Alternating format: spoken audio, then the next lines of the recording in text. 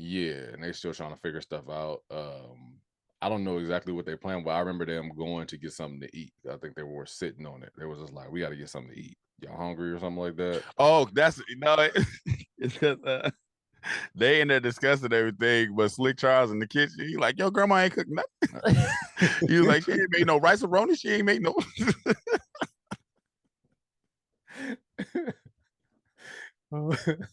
He was in the cabinets looking through everything. Yeah, he was just like, yeah, it was just like I was like, figure, he's stupid. let's figure this out on a full stomach. So, So they go to the new. Was that place new? It was just new recipe for chicken.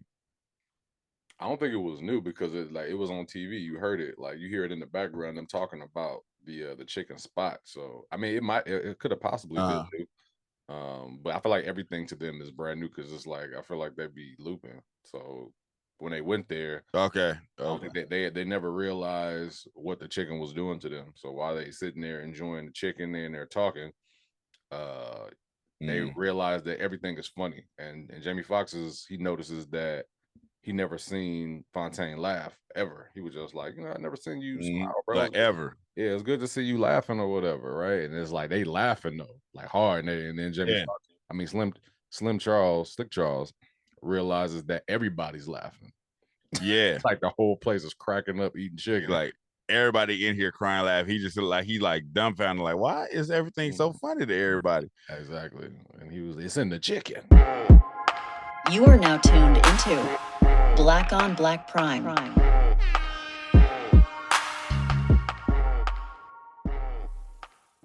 Disclaimer: no matter if we liked your movie, liked your show, or hated the show, or hated your movie, doesn't matter. We respect you, shout outs to you, and we support you, and we try to get everybody else to support you like we support you.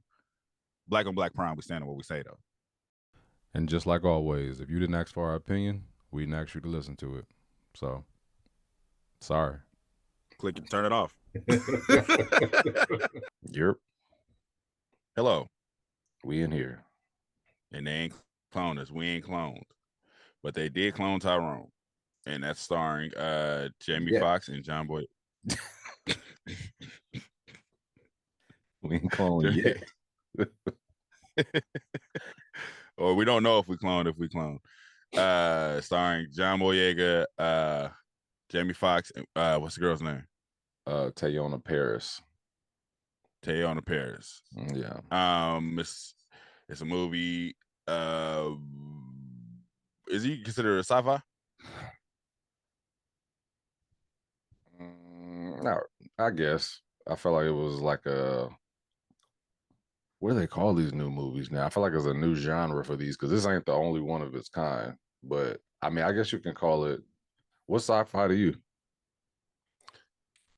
Sci-fi to me is like it's kind of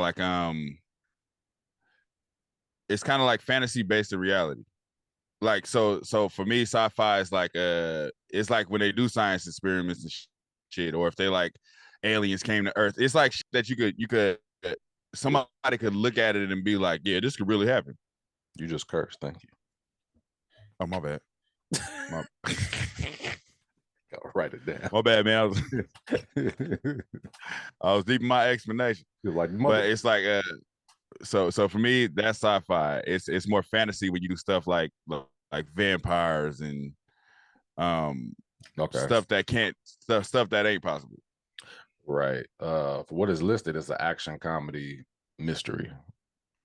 That's what it's listed. That's what it's listed as.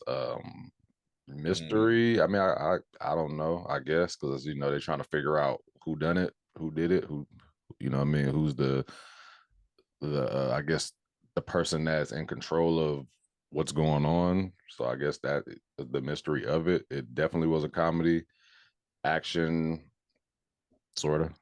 It's funny when you say comedy.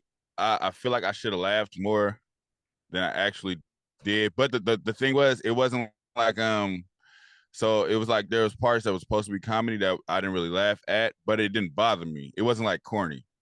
You know what I mean? It wasn't like, oh, this nigga doing or this dude doing too much. Right. Myself. Got you. Yeah. But so this movie is directed by Jewel Taylor, not really familiar with him, but let me see. Or her. Or her. It could be her.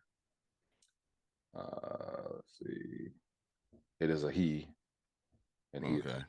he is a writer. He wrote he was a writer for Creed, Space Jam, Transformers, and this one. So he's Creed, Space Jam, Transformers. yeah, That is a collection. yeah. He got he was actually the director of one of the episodes on the Boomerang series. So he looks like he's a fairly new director, but he's been writing for a minute. He wrote on a lot of different things, but his is his first I guess bigger film, because I never heard of him until today. Right. You said he directed Creed, or he wrote for Creed? He wrote for Creed. Oh, okay. Okay. Yeah. His director stuff is like stuff that I've never heard of, other than like he's directed episodes of other stuff. Like this is his first movie, it looks like. First big movie. Oh, that's what's up. Shout out to him. So this movie starts off. We start off with it's just like they just in the hood. They're basically just showing where they at. So you got a dude standing in front of the liquor store talking about he saw Michael Jackson. He saw something like that. They was just arguing about it. Like, I really seen him. Then this little kid come up on a bike, looking for Fontaine. Right. He's like, well, y'all seen Fontaine? They like, get home. Mm-hmm. So when he do find Fontaine, that's when we meet John Boyega. Right. I thought it was dope how they captured everything. That the way they was filming everything in those scenes leading up to it. For some reason, it was popping out to me like, oh, this is dope. Yeah, I like the something. I'm trying to figure out what it is that they try to do to make the period seem like it's older by I don't even know what they call it. It's almost a way that they shoot slash like almost like it was a filter put on the actual footage to make it feel like Older, like dated, like nostalgic or whatever. Like it's like you could right. tell it was early 2000s. Like the setting is early 2000s, and I don't know, it's 2010s, early 2000s, either or, but it's not present time. It's not present time at all. And by the preview, I was confused because of the way Jamie Foxx was talking. But even then, because he was calling him OG, so it's like maybe he just stuck in the past, him personally. To my Jamie Foxx? Yeah. Yeah, he's just like an old school pimp or whatever. I guess. Or I mean, I might be jumping ahead, but I think there's a reason. Not that I'm really thinking about it. If you think about the movies, like he could be a clone of himself, of his older self. Yeah. Something like that. Yeah. So it's like that's why he's stuck. That's why he is from that era, but he's here. Yeah, they never cleared that up, but it's possible. Yeah, so that makes a little more sense. But anyways, John Boyega, he's the drug dealer.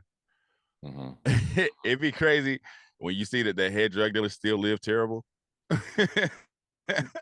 I was trying to figure out who he was, like as a, is he like a boss? Because it's like he's running it to the point to where he got like pimps working for him, the prostitutes, everybody. Like, so, but yeah, he seemed like, he living with his mom. You know what I mean? It don't seem like he was doing too well.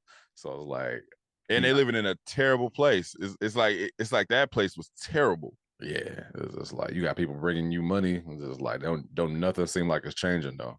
But now it's like when you watch the movie, you can see why things haven't changed. Like if you watch it all the way, right? It makes sense for why, but it's just like, but this ain't the only movie I've seen like that. Right? Like upgrade something. Like I understand you want to be low, but you still gonna eat peanut butter and jelly and live in this shack. I think bro was living on a loop. I think so too. That's what I said. That's why I said with this movie, I understand it. But there's other movies where it's like that. It's like, dude, like you a drug dealer, but you don't have anything.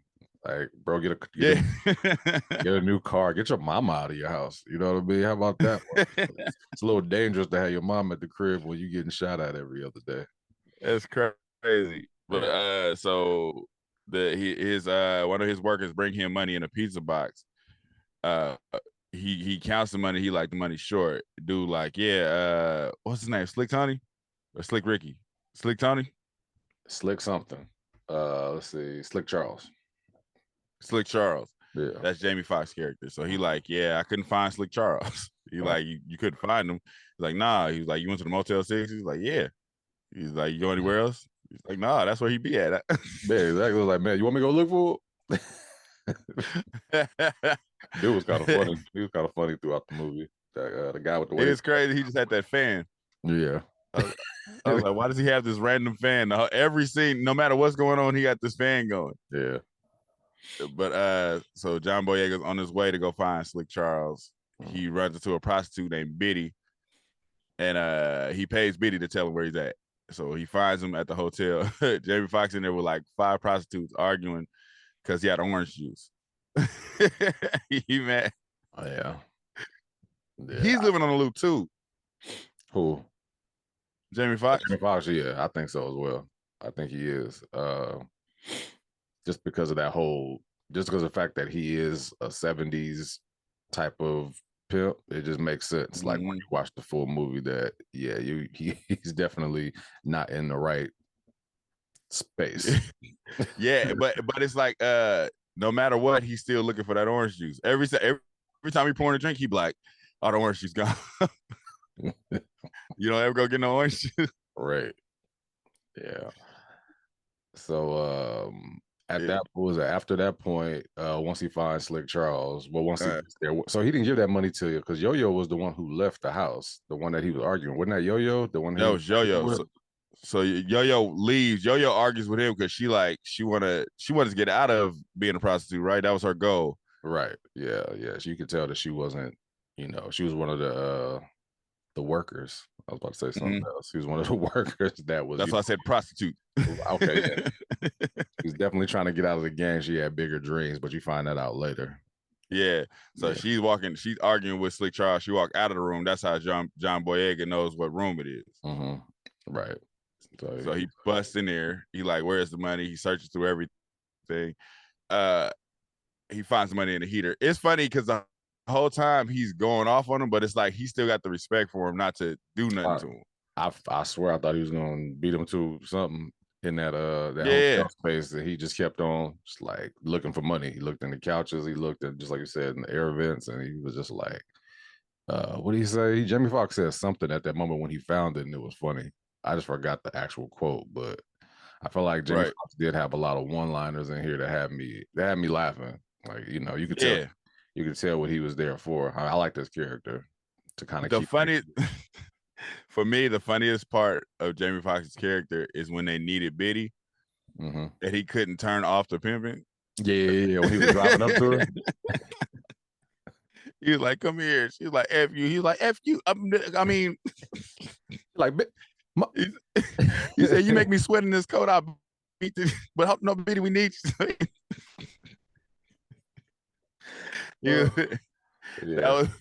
That whole little thing was the funniest thing. I'm like, he can't turn it off. Like, he trying to be nice, but he can't.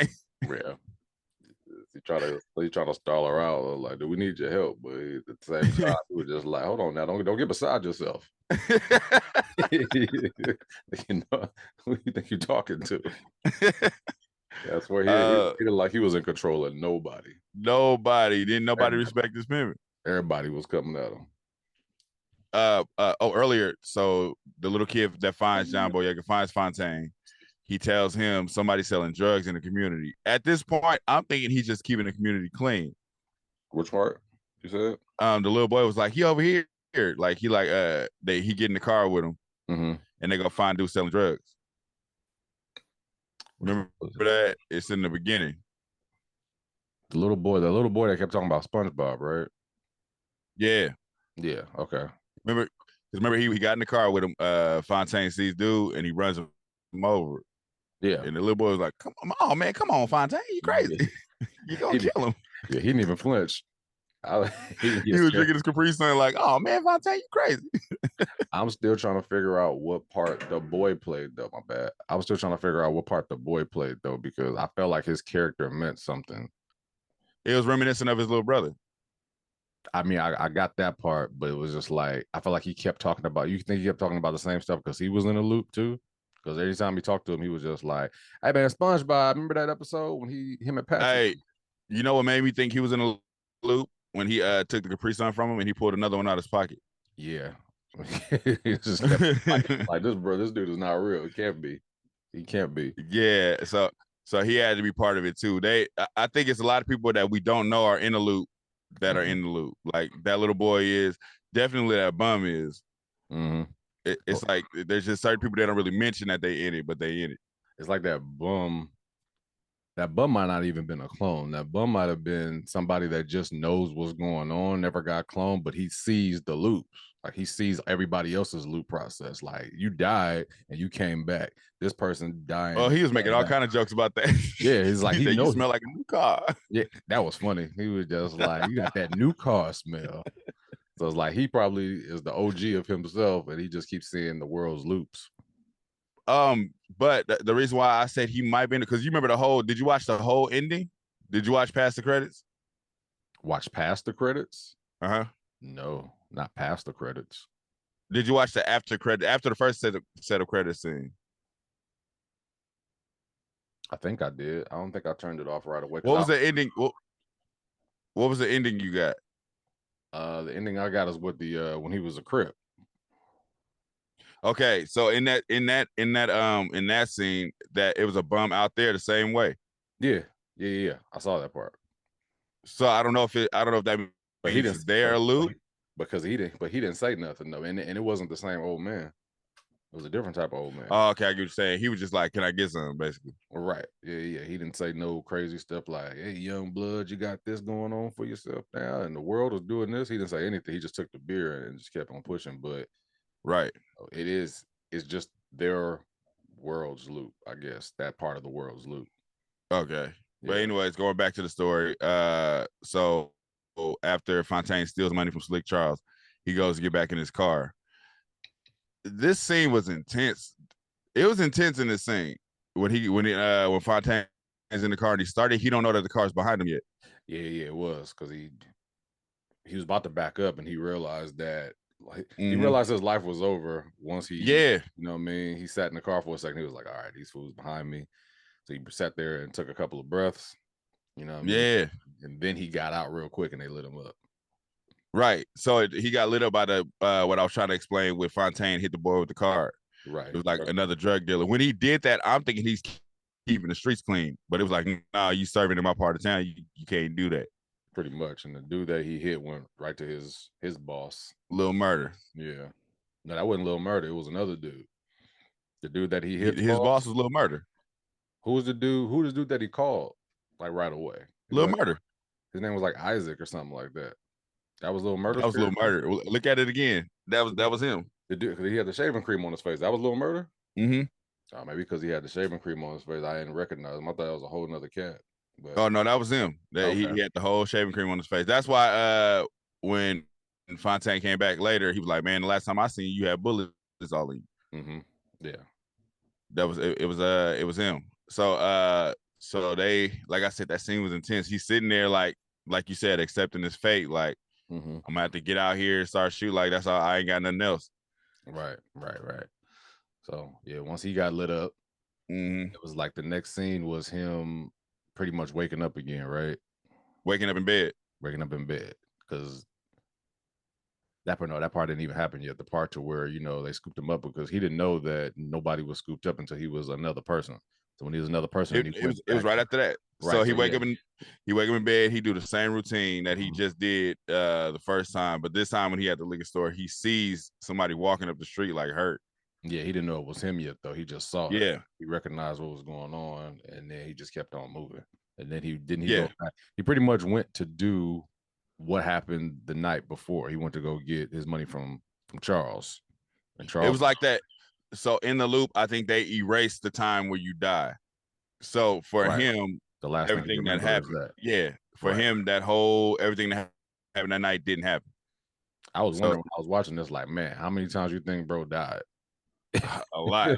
I mean, but at the same time, I don't think it's a lot because he ran everything. Yeah, but it's like I feel like they knew to pick him up a few times because he had a bunch of clones. So I think he had a bunch of clones. He kept on getting killed. But I don't think he had a bunch of clones specifically for that clone. I think he had a bunch of clones just in case, because we clearly see they spread a bunch of places. Yeah. Like there are a lot of places. So it ain't a bunch of clones that's just there for when he dies. Okay. I think for the fact that he got killed, it was like, now we got to replace him, and they just slipped up and let the other one come out. He wasn't dead yet. Yeah. So the one that was walking down the street like a zombie, he was still alive technically. The one that got shot up in the car. Okay. Yeah, that's deep. Which is kind of weird because it's like, how did he get out? Like, how did he escape? Yeah, because which I was doing. Because he went in there and shot up dude again. The guy that hurt his leg. So he got out the car and shot him up after they shot him through the window. So it's like they got him up close. Yeah. That was like the kill shot when he jumped up and walked to the car. Right. So for him to be walking away was just like, was that Fontaine or was that another Fontaine? I was like, who knows? So it's like we don't really get we can't tell because they didn't show his face. They just show like, you know what, that might have not even been Fontaine. No, it was Fontaine for sure. I could see his face. It was him. Okay, because it was like at distance. I was like, okay, so which Fontaine was that? Because that Fontaine got lit up. It was supposed to be that Fontaine that got lit up. I'm just saying, how did he? Because we see later on what happens when they think he's dead. They basically take him underground. Yeah. So it's like, what is he doing walking? Like, where was he at to where he was able to walk away? Yeah, that's strange. So anyway, once he does that routine again, he goes to Slick Charles again, and Slick Charles is just like, he was like, Ghost of Christmas Past. He was just like, man, you just, he thought he was over for him. He was like, man, you took the money, you came, you left. He was like, you got it yesterday. How did he get him to remember what happened? He said, ask Yo-Yo. Yo-Yo saw you. That's what it was. He was just like, Yo-Yo, tell him. Yeah. When they put up on Yo-Yo, she was talking to a dude that was trying to negotiate a deal. The way he leaned up and checked her for no reason. What did he call dude? Oh man, I forgot what he called him. Talk about Jamie Foxx. Yeah, he was in the back seat. He just leaned in, was just talking crazy for no reason. Yeah. He popped his head out the window. He was talking crazy. So she confirms, like, yeah, you got shot last night. Right. She knew the car that they picked him up in. So I was thinking, so she was describing what happened. She was like, yeah, it was I even saw the car that left the suspects or something like that, she said. So I'm thinking she's talking about Lil Murder and Dude, but then she was like, no, it was a truck. Because he was like, describe that car. She was like, it was a nice truck or something like that. And he was like, oh, I just seen a nice truck. Right. So they where was they driving? How'd they run into the truck? I don't know. I just remember them like they were kind of like in the car talking or whatever, and they were looking for that same vehicle. I think it was Escalade or something like that. And then they found it at his house. I'm not sure how they remembered or how they knew how to get to that truck, but they found the truck and parked in front of a house. It was something. It was some small detail that they remembered how to get or where that truck would be. Right. Because I was like, they just pulled up on it. I'm like, that's crazy, but they found it. So they go inside of that. It looked like an abandoned house. They walk inside. They looking around. It looked abandoned until they find this break room. It's like a security guard break room. They see it's still hot coffee in there. There's cars on the table, cameras everywhere. So they're like, it's something weird going on. This whole thing is weird. How did they find that elevator? How did they find the elevator? I think he pushed something and then the door opened. It was like he clicked some type of button, from what I remember. Because it wasn't it wasn't in that break room. It was in another room. No. Yeah. So I think it was in a closet or something like that. But something weird. Yeah. But they find. Dang, what was it? What did they click? I don't think they clicked. I think it was like a door or something. But I just remember them finding the elevator. Well, what's his name? Fontaine found the elevator and then they followed him in. He didn't want to go in at first. Slick Charles was like, yeah, I wouldn't have went. I was like, I don't know what y'all doing. I wouldn't have went in there either. I would not have went in that elevator. I'm straight. Yeah. But they go in the elevator, they go down. They find out it's like a secret lab. And then they find a dude in there with an afro dancing. In there getting down. And then it was hilarious because it was a white dude with a full-on black afro. Yeah. You find that out later too, why that was. Yeah. That's funny. That's hilarious. Yeah. But so anyways, they him up. During the process of hemming him up and like trying to discover what's going on, Slick Charles finds this powder. He thinks it's cocaine.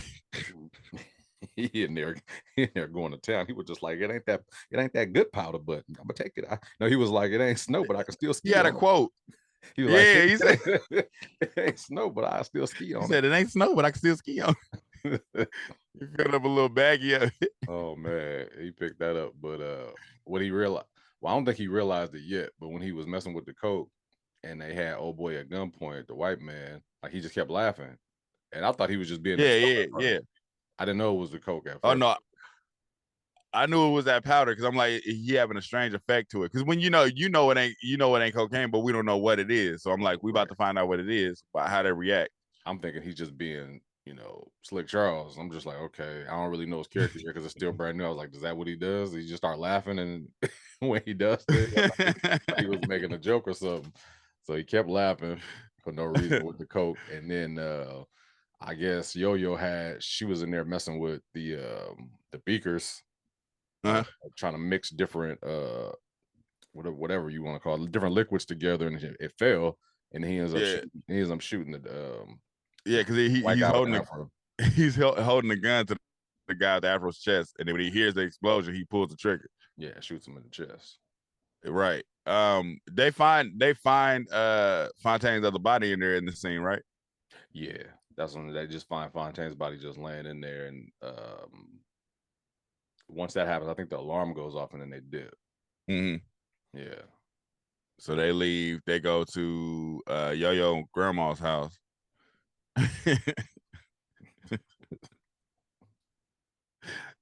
It's just crazy stuff. They go to Yo-Yo grandma's house. They plotting on what they should do. I think they go to they got this plan. They just talking about everything. They go to sleep. Then they wake up. Fontaine gone. Fontaine got his whole crew. They at that same house, but now the house ain't abandoned no more. Right, it's all furnished. They in there. They think you crazy. We're just like, bro, what we doing here?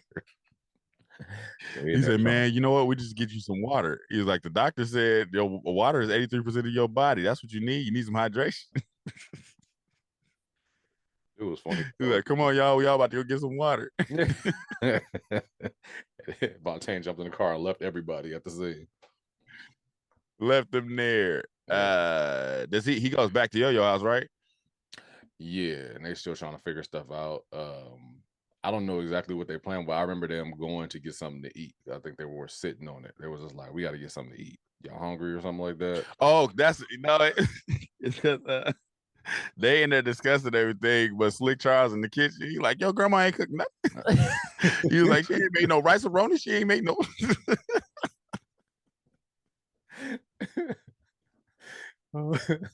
He was in the cabinets looking through everything. Yeah, he was like, I was like, he's stupid. Let's figure this out on a full stomach. So they go to the new. Was that place new? It was just new recipe for chicken. I don't think it was new because it was on TV. You heard it, like you hear it in the background. Them talking about the chicken spot. So I mean, it could have possibly been new.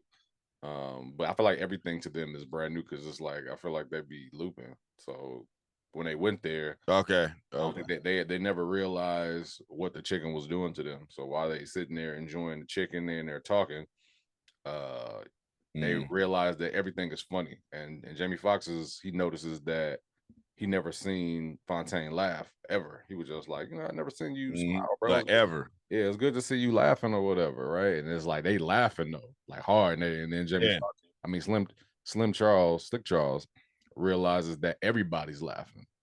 Yeah. It's like the whole place is cracking up eating chicken. Like everybody in here crying, laugh. He just like dumbfounded, like, why is everything so funny to everybody? Exactly. And it's in the chicken. But okay, so that's what I was saying. That joke had to be borrowed from Black Dynamite because it was like literally the same thing. Were they at Black Dynamite? They didn't go to no chicken spot to eat chicken and They start. was eating chicken when they was breaking down the plan. Were they laughing about it or something like that, or something was happening? I forgot. No, so it was like the man was controlling or trying to control the mind of black people, and it was through the chicken. But they did all this ridiculous stuff to come to the chicken. You don't remember that? I don't. I've seen that movie once. Because he was like, "What is a fence? A fence is white." He was like, "Right, white," and then you connect it. It was just like doing stupid connections. Stupid stuff in order to get it. I gotta watch that movie again because it was. That movie's hilarious. Hey, they got a new movie coming out too. The cowboy movie. It's like a series for the Black Dynamite. It's a whole new movie. It's like Black Cowboys or something, but it's the same cast pretty much. Oh, okay, that's dope. When's that coming out? There's so many movies coming out right now. There's writer strikes, messing up all the movies. Like everything on hold. Everything we already made, we're gonna throw it out there now. But so they whatever the chicken thing happens, they realize it's in the chicken. So they like so what's her name is like because they're like, we got to go in the back and figure out what's going on. Then what's her name is like, I got it. So she go up there. The manager is a white dude with an afro. She in there trying to flirt with him to get some type of intel or whatever, try to figure out if she can find some paperwork or see what's going on with this whole chicken recipe and why. So she goes in there and sees a bunch of cameras and realizes that they're watching the whole area, like the neighborhood they call the Glen. So it's just the whole city, the whole town, basically, the whole city. Right. Like they got spots at liquor stores, strip clubs, churches, everywhere. Everywhere. And it ain't just chicken. It's everything. Yeah, they got perm too, like a perm kit for the women. It's hilarious. So she goes in there, she flirting with him. He think he about to get some, so just so she get the information. And then she get the information. While they're sitting in the car talking about it, they see a van delivering hair products. Right. So was it Slim Charles? Slick, I keep calling him Slim. Slick Charles jumps into the van. What did they call him? It was just like, well, I got to do it. They called him something. They said you. I forgot what they called him something too because he took it as disrespect. Yeah. So I forgot. I can't remember what it was. Yeah. So he jumps in the back of the van looking to see what's in those boxes, and he realizes a bunch of grape drink. Everything typical. It's perm, grape drink. Everything typical, man. I'm honestly trying to figure out like these movies, right? It's just like it's almost like a part of the world, a part of the black world, right? It's like they have all of these theories and these ideas of what the world could be like, and they're trying to get the black people that either don't care, don't know, don't show about that whole, about what's really going on and what y'all need to open your eyes to, because it's like there's a few of these movies out right now. It feels like there's these same messages behind them. It's like it's almost like they're hidden in these type of movies, like the Sorry to Bother You movie. It was what was the other one that just came out? Kind of the same concept, not recently, but it's just like one of these. It's just like a woke movie or whatever, just trying to let you know that white people have something bigger going on. There's an agenda. As an agenda in order to get control black people, because that's what this movie was at. This movie was keep everybody in the hood, but keep them peaceful. Right. And it's just like it's almost like it's not that it's like they're experimenting, but at the same time, like we need y'all to do this. Like we need drug dealers in order to to keep this thing running or whatever. It's like it's almost like we need y'all to make money too. And we don't and we don't know we're working for them though. So it's like a drug dealer on the street in real life. He thinks he's the boss, all of that, but really he's helping a bigger picture or whatever for somebody else. It's just like, cool, they're getting all of them out the way so we can do this, that, and the other, and it's just like it's a loop, you know what I mean? And they're just watching it on TV. And it is crazy because they're placing important people there to keep you in your place. So it's like they, as far as the clones go, it's all they like. So it's the pimp is a clone, the drug dealer is a clone, the reverend is a clone. It's like everybody's a clone that's running the city to keep everybody there, basically. Right, because the prostitutes don't really mean anything. Like he was saying, they come like a dime a dozen. You know what I mean? Like they don't control nothing. It's just like this is just almost like this just keeps the black woman down, if anything. Pretty much. Yeah. So that was that was said very loudly, and that was Yeah. that was wild. But yeah. Anyway, Kiefer Sutherland was just dropping them balls. man. And, he showed her that like you come down with that. Real. He was like, y'all coming down Medellin. He was like, I can pop you and just have another few of them. You know what I mean? It's just like really gave black women no credit. Well, black women that do that, they didn't do all black. Yeah, just prostitute like hoes. It was a lot of message. You're right. There's a lot of not even undertone, a lot of message being delivered in here. Right. Yeah, it's just like, you know, the stuff that we put in our hair. You know what I mean, like they didn't really dive into black women wanting to, you know, make their hair look like a white woman's hair. They didn't, you know, dive into that part, but at the same time they did use that premise, like, you want to look like us, so we're gonna put it in that because we know y'all gonna right, because because perm is like harmful to you. It's like it's harmful to your skin, even though it lays your hair down. So what they did was like when she's getting the perm, she complained about everything. Did she get that perm? She like, well, maybe everything is all right. Yeah. So it's like if you feel like that's what calms you down, that's what you're gonna run back to. Exactly. Even though black women don't perm their hair no more, I don't think. I think women they just wear like frontals and wigs and stuff like that, lace front wigs. It'd be both. I would say, I don't know. I don't know one black woman that perms her hair anymore, but I mean, I don't know everybody. So, but I mean, probably at this time, this period, which is like early 2000s, it probably might have been a thing still. It was a big back there because it wasn't the lace front, all of that back then like that at all. Yeah, that's 2010s, maybe. Yeah, something like that. It's crazy when I think about the years. I'm just like, I have to break them down now because we're in the 2020s, not the 2010s or the early 2000s. Just like, no, that was the 2010s. So it's like, oh no, we're in the 2020s. That was a long time ago. A long time ago, right? Yeah. So what was we at? So pretty much, yeah. Slick Charles found the. Well, they didn't find Slick Charles yet because the van had pulled off. Yeah. And then because they in there arguing because Lil Murder walk in. You walk in like he's like, last time I seen you, you had bullets all in you. He came from a haircut. He wanted to see him so bad. Right. Yeah. So they in there arguing. I was laughing when he tried to threaten them, but they couldn't see the gun. I didn't know what was going on at first. And he moved. He was like, pulled up his shirt. Yeah, he was looking at everybody like he didn't realize his little thing was in front of it. That was funny. I was like, Lil Murder out here getting business, boy. I was just man. I try to figure it out, man, because I was like, he's gonna continue to be that kind of character though. But in P Valley, he's a different type of character. Even though he's that same kind of hood character, he's like a different type of hood character. You know what's funny? Now he a bully everywhere. Yeah, it's funny that because so he's that type of character in P Valley, right? Mm-hmm. But also in The Wire, what's his name was like that. But I think Omar. But I think in P Valley, it's just the levels they took it to show what he was doing. I think that's what stained a lot of people's minds. Like, man, like you didn't have to go that far with it. So that's why it's like when you say Lil Murder, it's kind of like a behind it.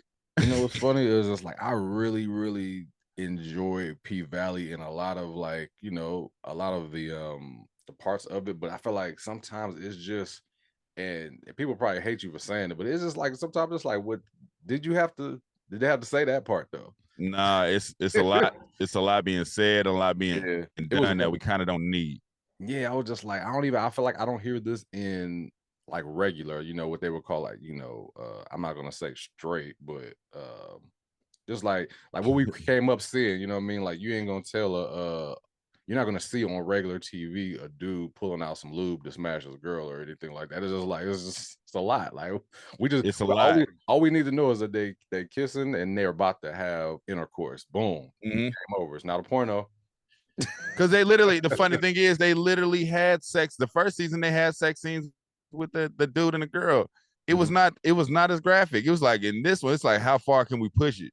Oh yeah, they pulling out meat. They doing all kind of stuff, and it's just like, hey man, you know, people are gonna do what they're gonna do, and I don't think it's gonna get any they're not going to take away anything. I feel like if anything, they're just going to push more. Right. I just close my eyes, so it's like it really ain't my business. When them scenes come up, I don't watch them. Yeah, it's like it's not a It part ain't of my the. business. Yeah, it's not a part of the actual series. So it's just like, okay, this is a part that people are going to enjoy. I don't have to watch it. I don't have to watch it at all. I'm gonna watch Mercedes though. I'm gonna watch Mercedes spin down that pole. Yeah. People be just like, see, you can watch that though.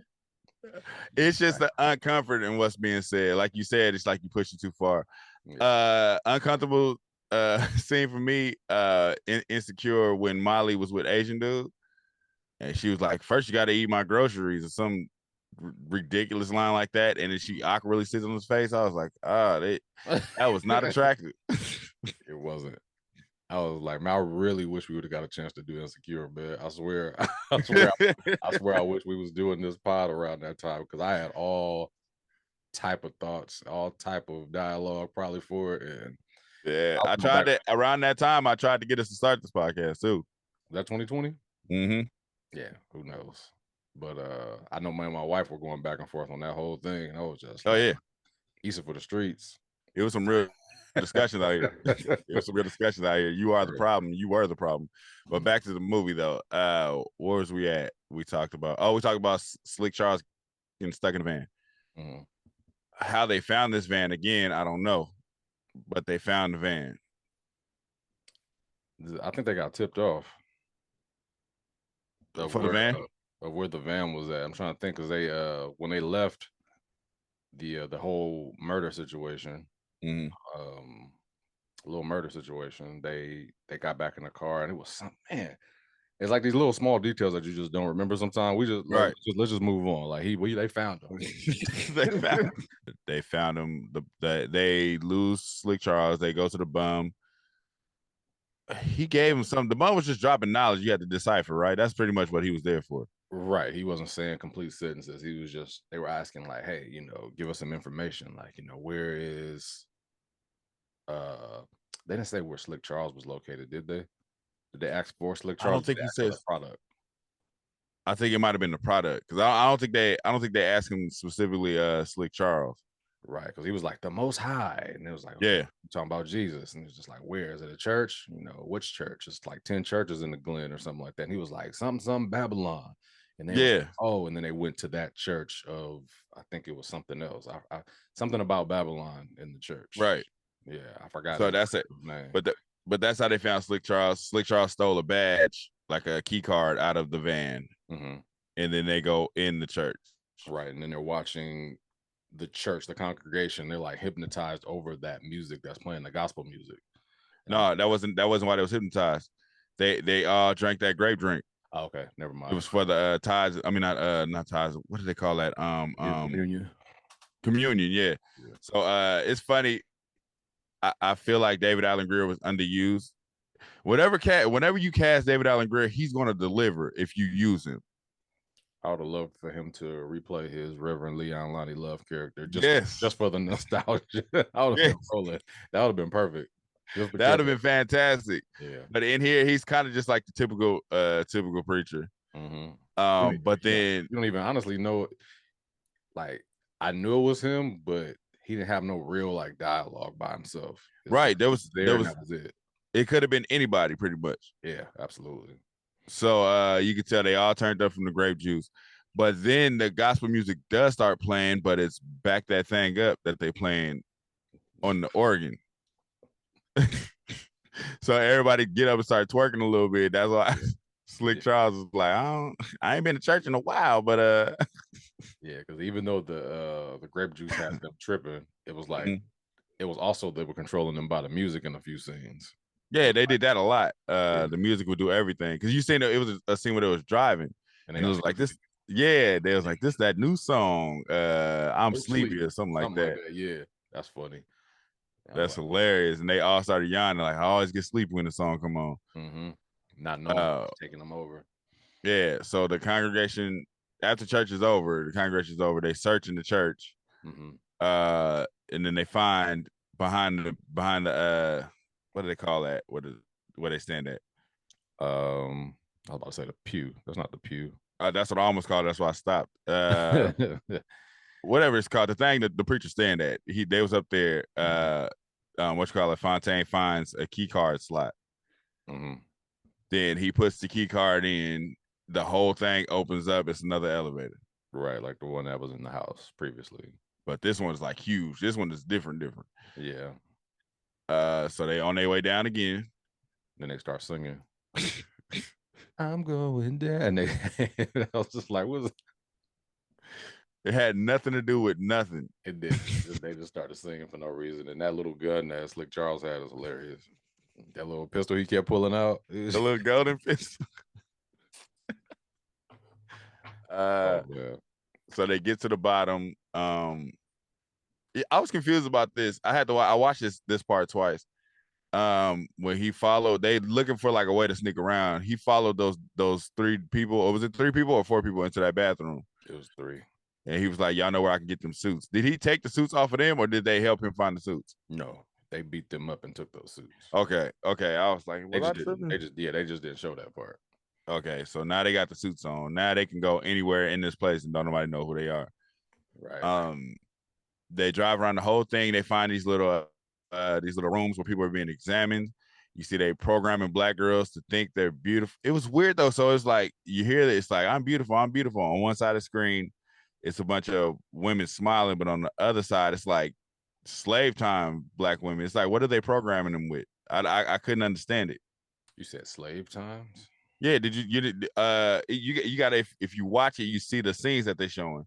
Oh, they're showing them like where they come from. You know what I mean? Almost like that oppression in the black people. Like, you know what I mean? Just so they'll know, like, this is what you went through. You know what I mean? Yeah. I think that was it.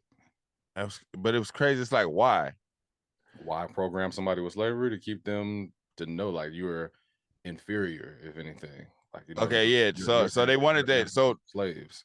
So everything in this movie meant accept your fate. Right, exactly. And be happy with it, basically. It reminded me of that, remember Crazy K?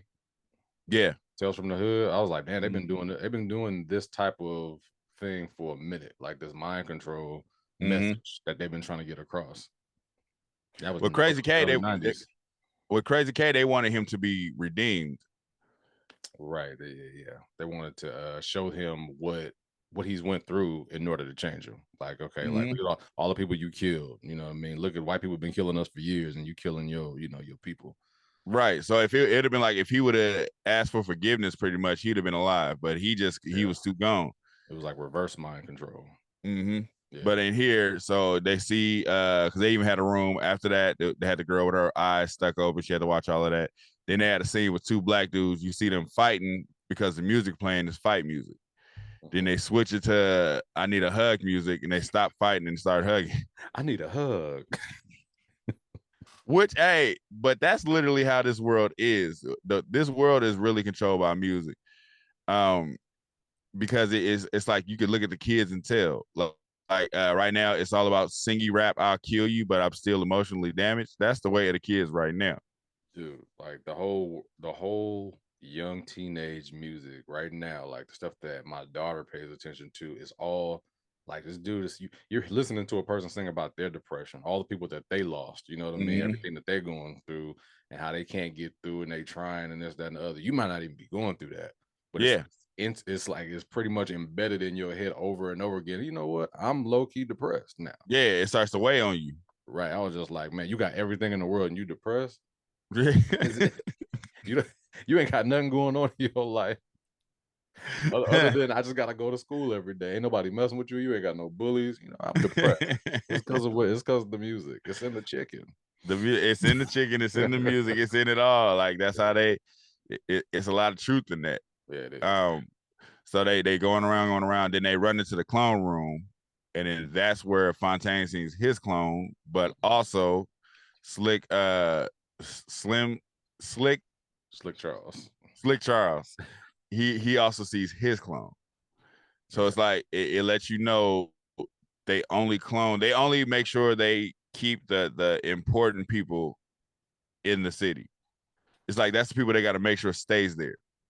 Yeah, it's like the influence, right? Because Mm-hmm. we're influenced by pimps, Mm-hmm. hustlers, rappers. You know what I mean? Church. Basketball players, church. So that's who's going to be in charge. Yep. Yeah. So it's like that's their control points. Mm-hmm. Fontaine tries to kill his clone. He tried to unload the clip on him because he found like he had like 12 clones down there. Yeah, you know what that you know the spot that they missed in this movie, and I'm not saying it's like because it's the time, but Mm-hmm. like women that are like IG models and Mm-hmm. OnlyFans models, I feel like that's still powerful. Like even though they're saying just It's pimps and extremely powerful. men, like little younger girls they see the newer stars and realize, okay, like these girls with the big eyelashes and the fake hair Mm-hmm. and the BBL bodies and the fake boobs, like that's the new look. That's the Right. influence right now. So it's like that's also powerful, even though they didn't put it in this. I can't wait for the world to revert back to being natural and being like pushing that in the forefront. Because that's gonna happen one day. Somebody it's gonna be a girl that's so powerful that she just be like, "Nah, I'm rather natural is better," and that's gonna influence the world. I have no hope or no faith in what the world is going to do. So it's just like I feel like it's going to get worse, and I feel like the only thing we can do is keep our households. I feel like that's Yeah. the thing we're in control of. If your house, Mm-hmm. as long as you keep your household cool, make sure your daughter don't understand that like this is what you should look at and what you should be like, or your son looking Mm-hmm. at somebody. But we can't control this. Where this world is going to get worse. I feel like. Uh, Everybody's going to look like aliens in like 2050. that's hilarious. I feel like the reason why I don't feel like that's gonna happen because people are getting tired. Like people are getting tired of because everything's the same now. So I think Older people are people getting are getting tired tired. of that. Older Oh people no, are still getting even tired. younger people. It's like so just right now, if you ask younger people, you know how they're saying like rap music's not topping no charts no more. Mm-hmm. If you ask younger people that ain't in the industry, they'll tell you like, no, we tired of that. They'll tell you like we trying to listen to older music. Like that's literally the direction they're going in. Like that they're tired of, thank God, they're tired of the high all day rap depressed because everybody sound the same. So it's like it's like too much of anything is enough. Well, you know what? Like that could also be. I'm not saying that that's not true, but I also Mm-hmm. think that nothing is charting because there's way too many things at one time. So it's like, how can Yeah. remember something would chart because that was the only thing you could listen to at one Mm-hmm. point. It's just like Ludacris album drop, everybody listening to Ludacris. Right. It's like now you got Lil this, YMB that, ABC this, 1, 2, 3 that. Like everybody's making the exact same song on the exact same day. So how can it chart when I got so many things to listen to? Like, But that's what I'm saying. What I'm saying is that's boiling over. That's boiling over to the point where that's going to stop working. That popular song right now by Scarlett. yeah, I don't It's even like like that song. I don't either. But what I'm saying is it's so different that everybody's like, this is amazing. And that's the young people saying this is amazing. It's getting to a point where it's like you got to be different now because we're getting tired of everything sounding the same. You can't tell nobody apart right now. Yeah, it's like if the only reason why I know that song is because of like stuff that I watch. You know what I mean? If you listen to certain Yeah. podcasts or whatever, but I don't think I would ever found out about that song if it was just a young song because No, I wouldn't. it's not good like that. It's not good at all. Just to me, it's not good at all. Yeah, But I'm not going. I respect what she's doing. It just ain't for me, and I ain't from New York. that's true too. But I was like you could tell they're just trying to get a feeling back, right? And it's like they're comparing her to Mm-hmm. like a woman type DMX. I wouldn't even thought that. That wouldn't have been the first. I would have never heard that and been just like, oh yo, you know what you remind me of? DMX. No, I don't feel that way. Nah, they just overhyping it, and I understand why though. Like I get it. I literally saw DJ Khaled talking to her, telling her how the song is amazing. When I first heard it, I was like, "This is amazing," and I'm looking like Khaled, you are lying. But I Once you get in there, understand why they're doing that.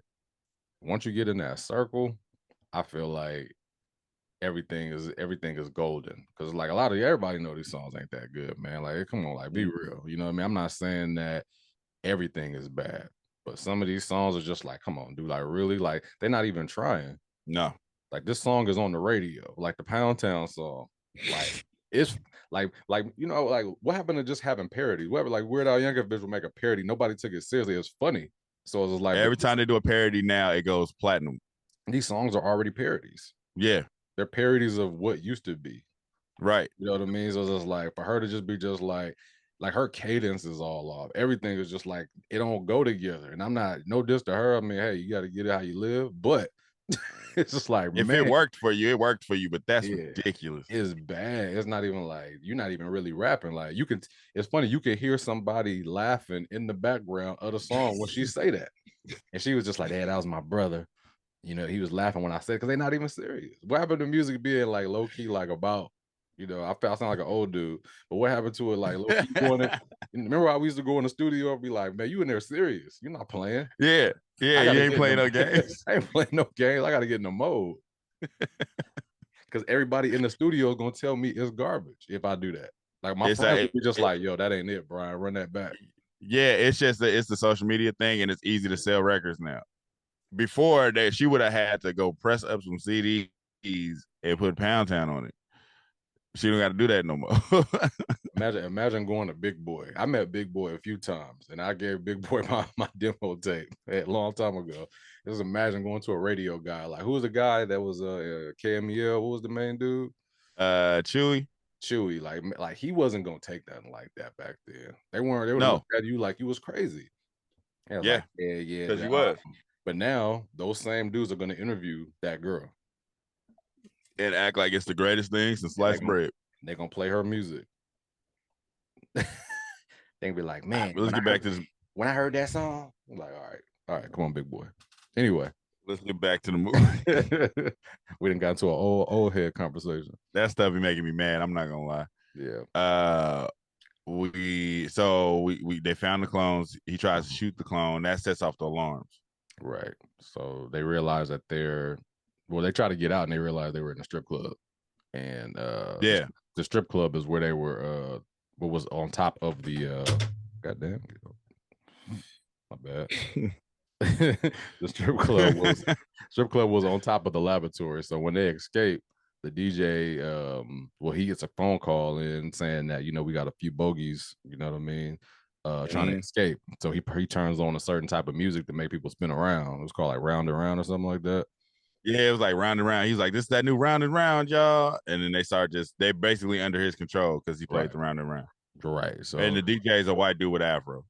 So I'm trying to figure out why sometimes either Slick Charles or Yo-Yo, they don't get hypnotized. Like when they was eating the chicken, like he kind of snapped out of it and realized that the chicken was messed up and making them laugh. And then Yo-Yo, she didn't spin around when she heard the Round and Round music. I think it's if you slip up and fall into a full trance, because it's like you could break out of it if you ain't all the way in it. Like if you know what's going on first. Yeah. So it's like she caught it before it caught her, basically. Yeah. Like with the chicken, he was laughing, but then it was like what brought him back was like, you don't ever laugh.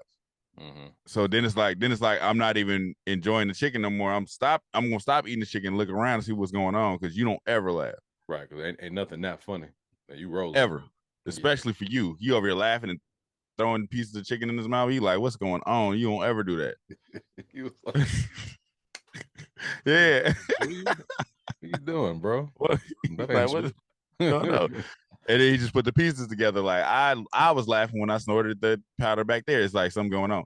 So I think if they don't fall into it, if they don't pay it, they got to be like in it.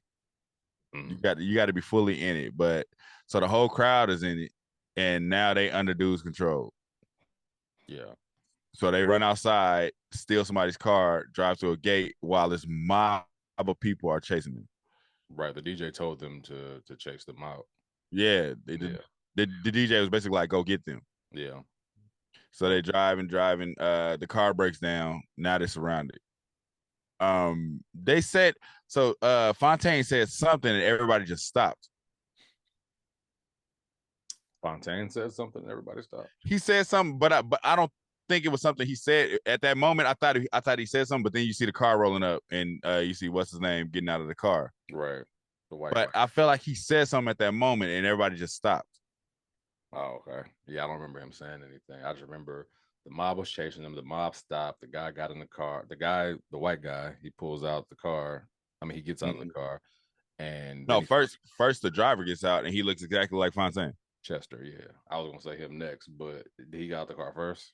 Yeah. Okay, yeah. So he's having this whole back and forth with them dialogue about, okay, you got pretty much two choices. You can go about your life and because you already know what's up. I mean, Yeah. we're cloning. We're doing experiments on you guys in this neighborhood. So you can either go back to that regular life, you know what I mean, or we can get you up out of here right now and just Pretty much make another one of you tomorrow. right, easily. So so they're about to react to it, but then that's when he says the words. I don't remember what the words was, but he says it. So Black Slick Olympia. Charles, what was it? Black Olympia. That's not what he said. He did. He was like Olympia Black or Black Olympia. Olympia Black. Black. Yeah. Yeah. Okay, so he says that, and they all stop. Well, Slick Charles and Fontaine are frozen. Right. And he puts So she does. Yeah, she doesn't freeze because she's not a clone. So it's like they freeze because they're clones. And then whoever says it is they control you now. Right. So he tells Fontaine, point the gun in her head. That's when he tells her, like, y'all come a dime a dozen, I'll kill you and find 6 or 7 more just like you. Wow. But he was like, oh, that's not real enough for you. So he like, Fontaine, put the gun in your mouth. Just like, I can make another one of Fontaine's pretty much too. Yeah, I got one lined up right now that's ready to go if you stop playing with me. Right. So pretty much. So they essentially go back to living the regular life. Yeah, they just was like, hey, we lost at this point. There's nothing we can do. And it's crazy. So they showed doing everything. People underground are watching everybody's moves, like literally watching everybody's steps. But it seems like that's not always the case. Why you say that? Because they were able to make plans out in the open. Fontaine and Slim, why can't I ever Slim Charles? They both like Slick going Charles. About Slick Charles. They both going about their regular life. But what's his name? Yo-Yo's not letting it go. She like, we got to get back in there. But they like, no. So Fontaine, he's like breaking down. He's like losing it.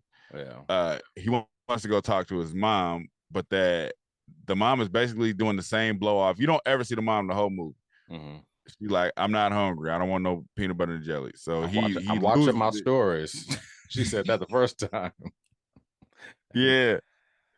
And the whole she had a whole fish fry. I'm still full. It's like so he's like, just open the door, I want to see you. But she ain't saying that. So he kicks the door in and he sees it's just a table and a speaker. That was wild. I was just like, whoa. This is like you've been talking. It was like you ain't never had your mama been gone. It was end of the world for him right there. Like, this is I what else can I do? Yeah. So that's when he goes to visit Slick Charles. Slick Charles, he like, come in, you want a drink? We ain't got no orange juice though. Still on that orange juice too. Yeah. This is when they decide. Oh no. So while they're talking, or while they're kind of like in between, like, we can't just live our life. He like, they both like, we messed up, but we've discovered the truth. We can't just sit back and live regular. Because he was like, yeah, I told my prostitutes, they can take some time off. He was like that. I let him go and take some time off. While they're doing this, Yo-Yo's trying to send a letter out of the town to, I don't know who she was sending it to. I think to like the magazine or something, or a newspaper. It was somewhere. So she's trying to do that. Loud, nosy Biddy notices her and just calls her out. Yo-Yo, is that you, girl? Because she dressed inconspicuous. I was just like, shut up. Right. She had that trench coat on and a wig. And then once they called her name, she realized, I guess the I don't even know what you want to call them, but pretty much the black van comes to scoop her up. The black van of the black truck, yep. People doing the experiments. So they come scoop her up, kidnap her. And they have to, Slick Charles and Fontaine, they end up talking to Biddy. and they find out that she got picked up, but they had to pay her first. Yeah, because that was the fun. Because Slick Charles is trying to be nice, but he cannot. He couldn't stop pimping. He just could. He couldn't turn it off. Because she was like, "F you, F you, Rick." He was like, "No, F you. No, wait, hold on. We need to talk." They realized that. Said, girl, stop running. If you make me sweat in this coat. Oh man. So all while this is happening, Yo-Yo is, she's down there in the laboratory, and they're pretty much I'm thinking they're just gonna program her back to being, who she was, take all of that, because the paper that she was trying to send to the newspaper, I guess it was written very well. Like she came up with this whole essay, and she had like Latin words in there that kind of impressed the scientists, I guess. Yeah. So I mean, he didn't say what he was going to do, but it looks like that's what was going to happen. Like he was just going to put her back under the spell of being just a hoe. Or just accepting her fate as being in that town, because they try to hit her with that perm. Yeah. So the perm is like it's like drugging her basically. Yeah, but she had that no, she had didn't a wig on. Well, that was later on. When they found her, she didn't have she had a wig on, but they had already took that wig off of her, because she had got they didn't start putting the perm into her until later, right? Like later. No, so the whole time she had the wig on, but before her escape, we find out it's a wig. We don't know it's a wig until she's about to escape. So that was later on. But they got her trapped either way. They got her trapped, and they're like, "We're gonna do this. We're gonna reprogram you." Slick Charles and Fontaine know Yo-Yo's trapped now, so they're like, "We got to go back down there and save her." Yeah. So Slick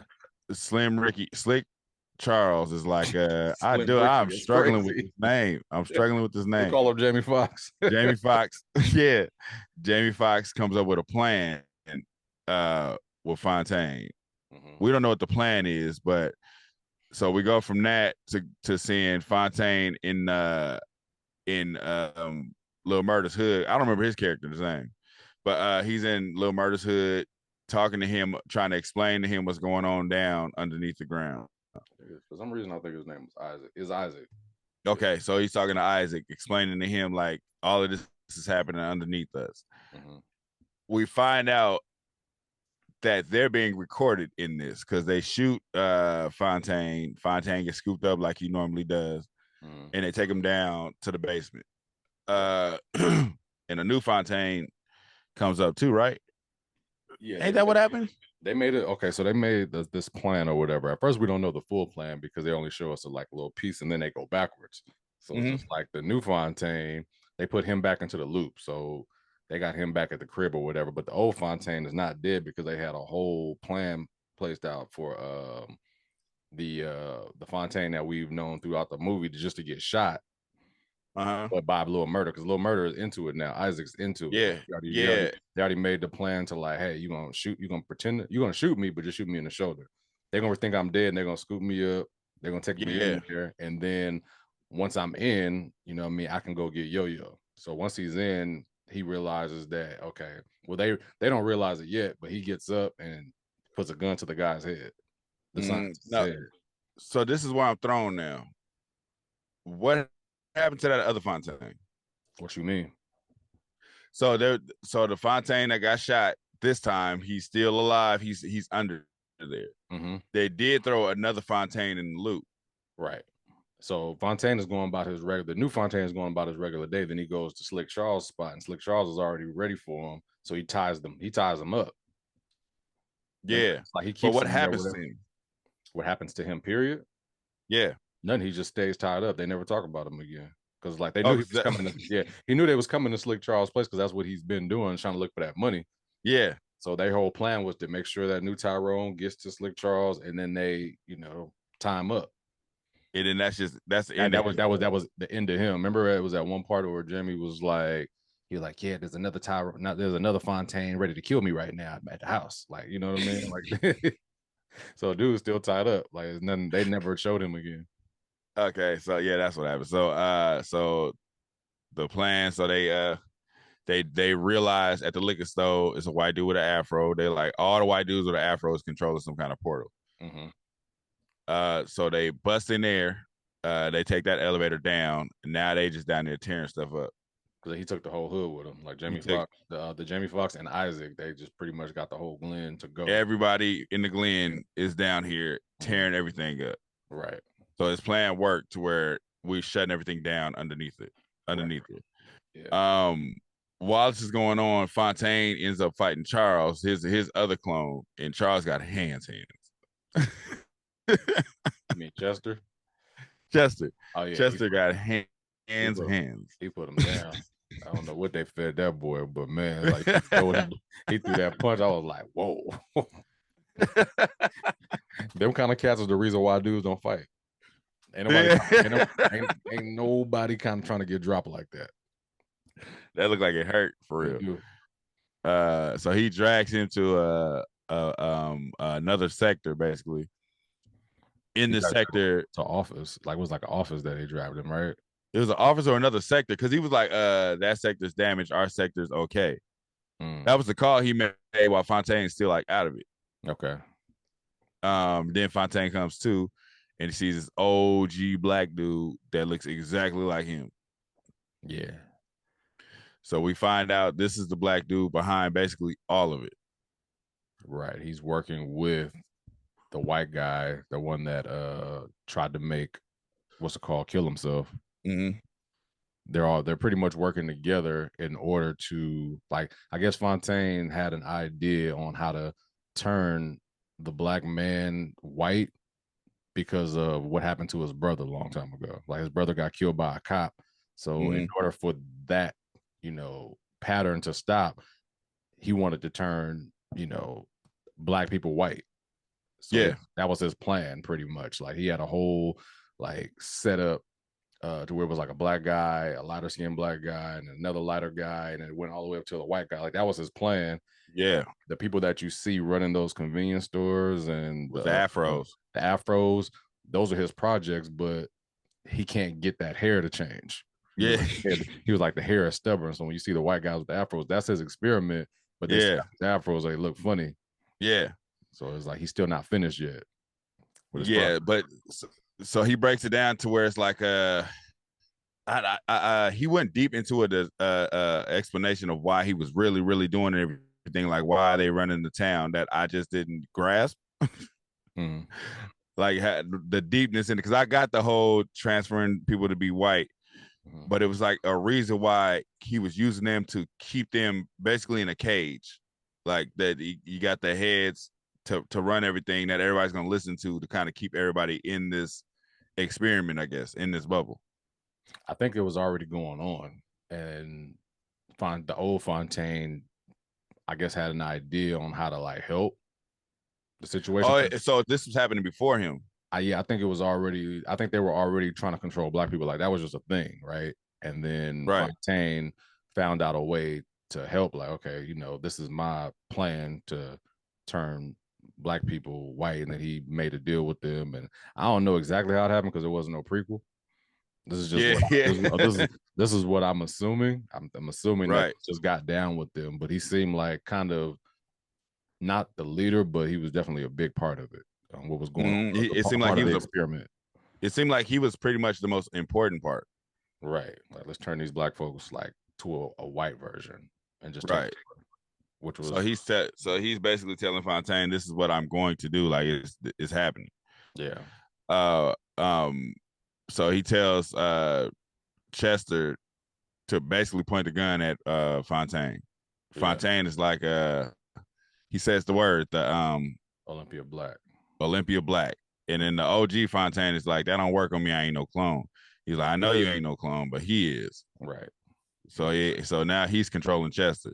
Yeah. He like, Chester, shoot him. Instantly, Chester put 3 in his chest. Blah, blah, blah. Mm-hmm. Which was kind of like, anytime I see you finally get to a point where you find the guy, right? This is the guy that we've been looking for this whole movie, and then they just get off real quick. It kind of I'd be like, oh, all right. I didn't know he was gonna die that quick. I thought it was gonna be like more of a story for him, but Nah, I'm glad he died right there. Yeah, I'm talking about what I thought. Like I wasn't mad, but I just thought once you meet this guy, there was gonna be something else going on, something else that is gonna come out of that situation, and it didn't. Like he got killed quick. Yeah, he got popped instantly. Yeah.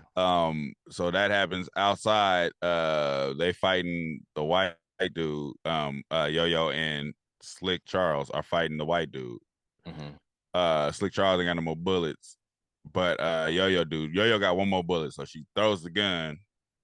Slick Charles has an idea. He makes one of his clones jump on the back of the white dude, so the white dude think it's Slick Charles. He put a jacket on him. Right. Slams him on the ground. He's about to kill. He's like, I'm about to kill you and him, basically. Yeah. I'm about to kill Yo-Yo and Slick Charles.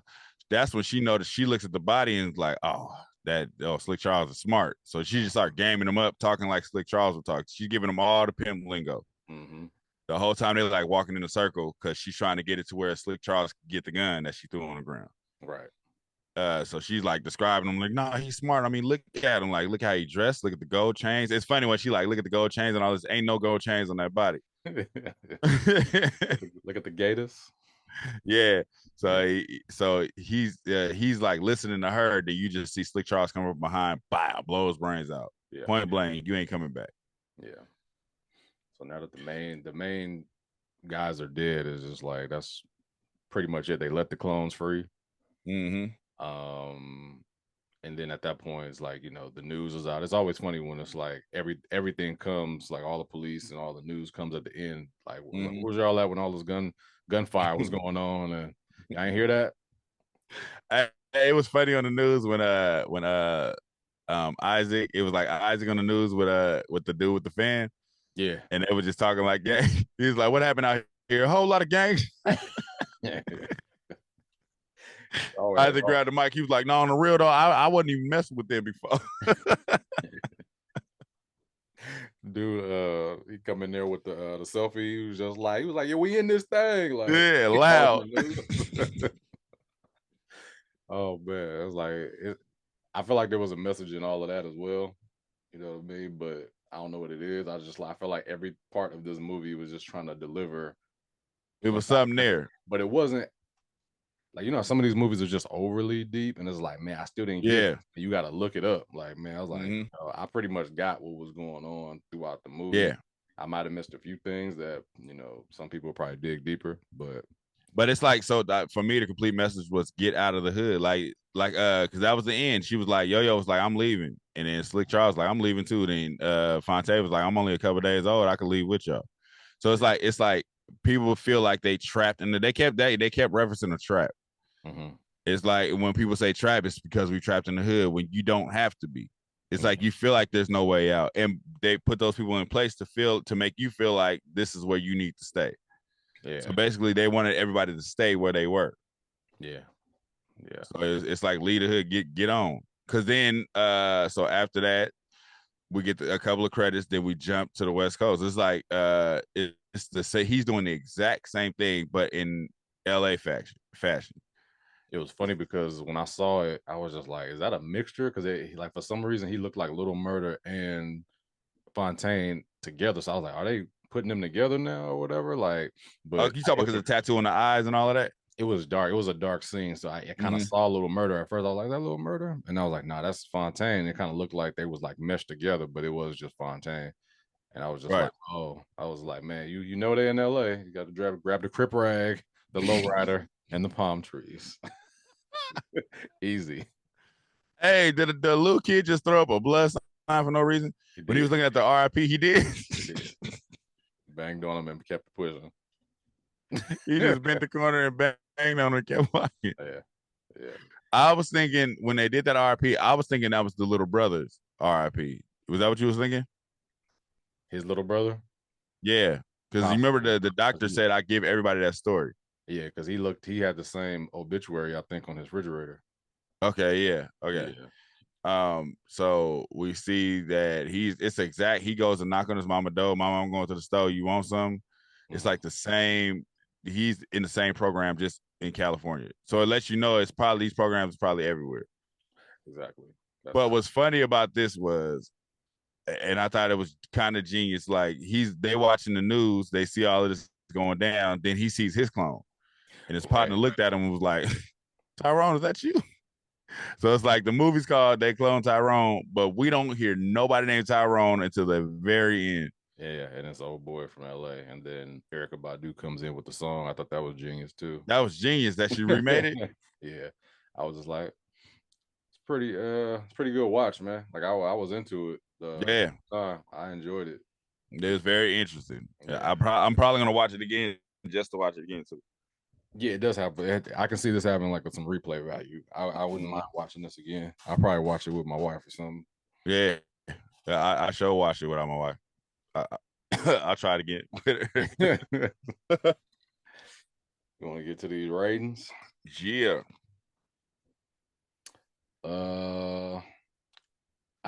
Okay. So we always do the ratings first. So let me get. I'll get this movie. Right.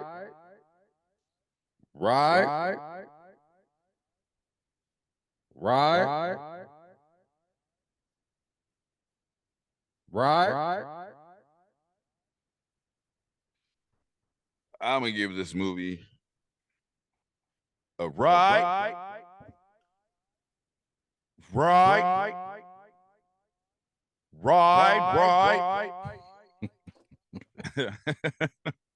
It's funny because it's like sometimes you want to like really sit with stuff for a second because like when I do these ratings, sometimes I'm just like, did I really like the story? Yeah, you know what I mean? Or did I really like? But like when I watched it after it was done, I was just like, I really enjoyed the film, like all the way like to the. I love the dialogue. You know what I mean? So the writing was A1 for me. Like some of the jokes were just like they weren't too much. You know what I mean? And like I said, some of the jokes I was laughing, and some of the jokes is like I didn't really laugh out loud like that, but it wasn't corny. It was like some people would just force a joke, and it didn't have that. It didn't have like oh, he's doing too much with the pimp stuff. Right. I didn't want Jamie Foxx to be in this movie and it feel like trash for him, but I liked his character a lot. And Yeah. I felt like it was funny, you know what I mean? Like I enjoyed the chemistry he had with his hoes and Yo-Yo and Fontaine. I felt like even though his character didn't say a lot, I felt like he got across a lot without even saying it. You know what I mean? Like I enjoyed him as an actor as well. So the acting was on point. The picture, just the look of this film was dope, like that kind of grainy old school look. That's what I said. It was something about it, like just from the beginning of it. I was like, this is something about it. It just looks dope. Just I don't know how they filming it, but it was something about it.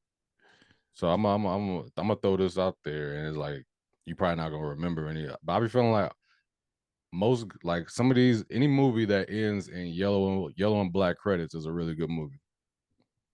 I don't pay attention to that. So I don't know many, but I was like yellow and black credits always seems like it's a good movie. They're not directed by the same people, but it'd be like yellow when it ends in the yellow and black credits.